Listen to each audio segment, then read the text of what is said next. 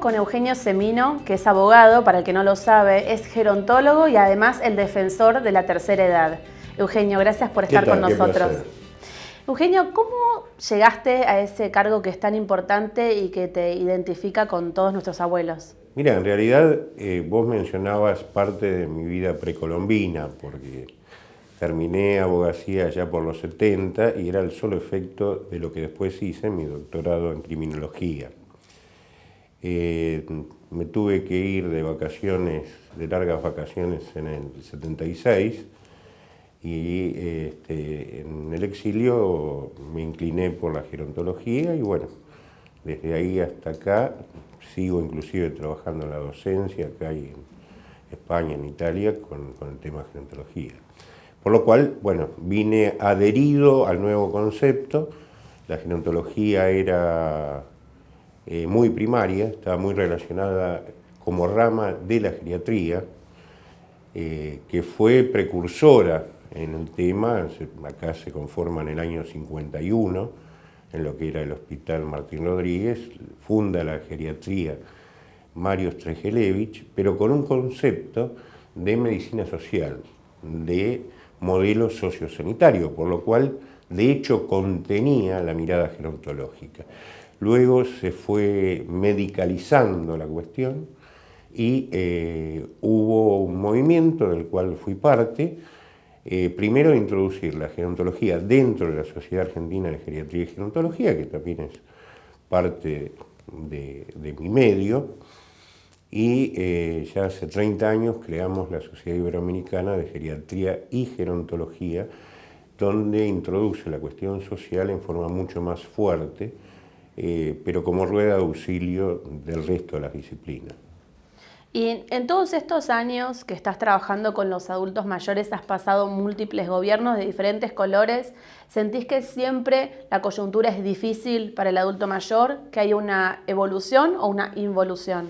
Yo creo que hay una fuerte involución, salvo en lo declarativo, en lo que se expresa, ¿no? Es decir, es típico de la sociedad moderna y a su vez de nuestro país, un país que quienes tenemos ya un exceso de juventud acumulada, vimos pilas de crisis, de igual tenor en muchos casos, y de degradación en términos de los derechos, y obviamente de los derechos de los más vulnerables, entre ellos los adultos mayores. Una paradoja, ¿no? Porque cuando la biología te ofrece, después de los 60, 65 años, 20, 25 años más de vida plena, la economía y la política te lo restan.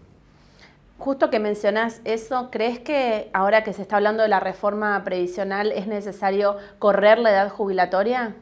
Mira, la edad es una variable. Argentina envejeció, es el país que menos envejeció en los últimos 30 años en Latinoamérica, según el informe de la OMS de noviembre del 2016. Solo lo hicimos a la tasa mundial, 5 años, mientras que el resto de países de Latinoamérica envejecieron entre 8 y 12 años. Por ejemplo, el más envejecido hoy es Chile, que en aquel momento era el cuarto, con 80.3 de expectativa de vida. Argentina tiene solo 76 años de expectativa de vida, por lo cual no es el problema. Yo creo que cuando se habla de la edad, cosa que se habló mucho en los 80 en Europa, es porque no se quiere hablar de cómo resolver el problema de fondo. Me parece que lo que hay que debatir es la financiación, el financiamiento del sistema. Como tenemos un sistema político, diría, de pensamiento elemental, si no estuviéramos al aire, diría de pensamiento primitivo, es más difícil que lleguemos a ese tipo de razonamientos porque hay que tocar intereses, ¿no? Cuando hay canales y, digamos, regulaciones para conseguir el 100% de cobertura y los jubilados no lo saben, ¿pensás que es algo que no se está difundiendo o que realmente no estamos llegando a los jubilados con los canales de comunicación correctos? El que financia pone las reglas de juego, por lo cual la política acude a figuras extrañas al respecto, porque tenemos en paralelo una crisis brutal del sistema de salud. Es decir, cuando a mí me dicen, leo por ahí una nota, dice, bajó el consumo de medicamentos, ¿y esto es bueno o malo? Si no tenemos el cuadro epidemiológico para ver, puedo decir, bueno, hay menos enfermos. ¿Y sabés cuál es el problema, Andrea? En Argentina, los argentinos estamos todos automedicados. Sí. Nos duele el dedo gordo del pie, vamos a comprar un antiinflamatorio. Luego, los adultos mayores están todos con polifarmacia. Es decir, los más adictos. Muchos medicamentos. Claro, y los más adictos, ¿viste cuando te dicen, che, adicciones? El joven que está con la birra en la esquina. Es el viejo que está en la pieza del fondo, planchado por psicofármacos, que el 70% de los que se producen los consumen los viejos. Y es más, cuando no hay geriatras, no hay formación de geriatría, hay cursos de geriatría en la sociedad argentina y demás, pero en la universidad no se forman geriatras. ¿Por qué? Por algo muy simple. A más médicos, menos medicamentos. Acá el adulto mayor conoce más a la secretaría del médico que al médico. Sí. Porque se copian recetas. Sí, totalmente. Entonces, esto es costoso para el sistema y es costoso para el paciente, que es quien pone el cuerpo. Entonces, estamos en un verdadero descalabro, que lo que debiéramos hablar de la crisis del sistema de salud, de la formación. En gerontología nosotros planteamos que seguridad social no es previsión en particular, es una gran pata. Vemos que es trabajo y previsión, salud y algo que ni se lo incorpora en el tema, que es educación. Hay un gran miedo al envejecimiento, por esto estamos hablando. Si vos vas a vivir muchos años y vas a estar sometido a la pobreza, vas a ser enfermo, vas a ser asexuado, ese espejo que adelanta no querés llegar. Por eso muchos de los comportamientos tanáticos de nuestra juventud tienen que ver con eso. Es decir, el problema de los viejos no es solo el problema de los viejos, es el problema que no queremos ver al viejo que llevamos adentro. ¿Se puede llegar en algún momento, no te digo a los 30.500, a cubrir la canasta básica, pero vos decís, en algún lugar se podría llegar a acercarnos? Sí. Mira, yo estuve en varios lugares trabajando en reformas, en el 94 en el Pacto de Toledo en España, estuve en Suecia también, y en realidad la discusión más que de políticos es de actuarios. Hacer los números. Claro, tenés que hacer escenarios a 5, 10, 15, 20 años, y acá, para llegar a, por lo menos en camino de, tenés que hacer escenarios que contemplen el financiamiento, porque... También hablando de trabajo en negro, ¿no?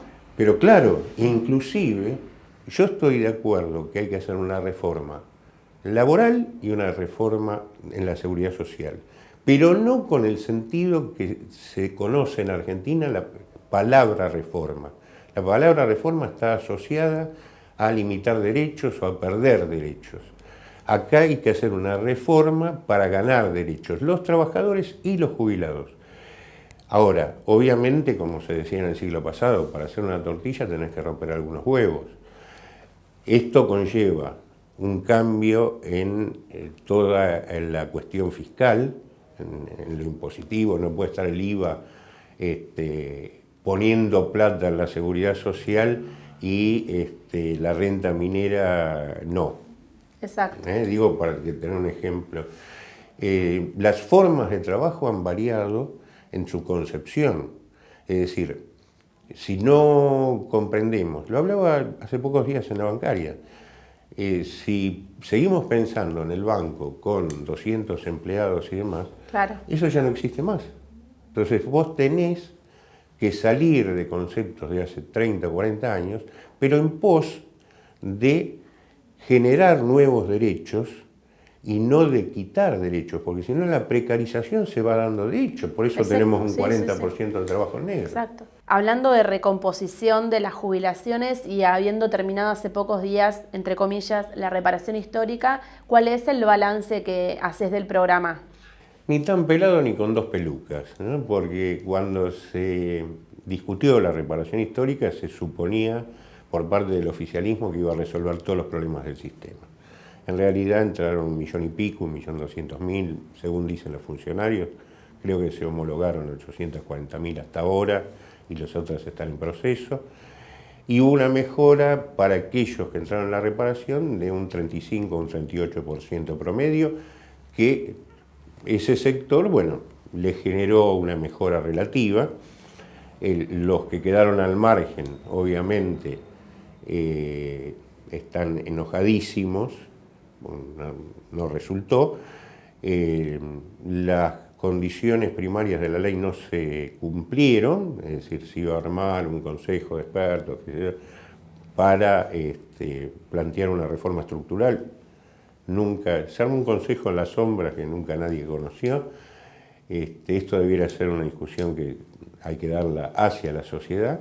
Bueno, Eugenio, te quiero agradecer mucho que hayas venido, compartido estas palabras con nosotros.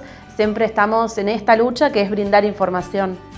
Yo te agradezco y me parece que la información es lo prioritario y no la deformación de las noticias que a veces se están viendo y generan mucho miedo en nuestros abuelos.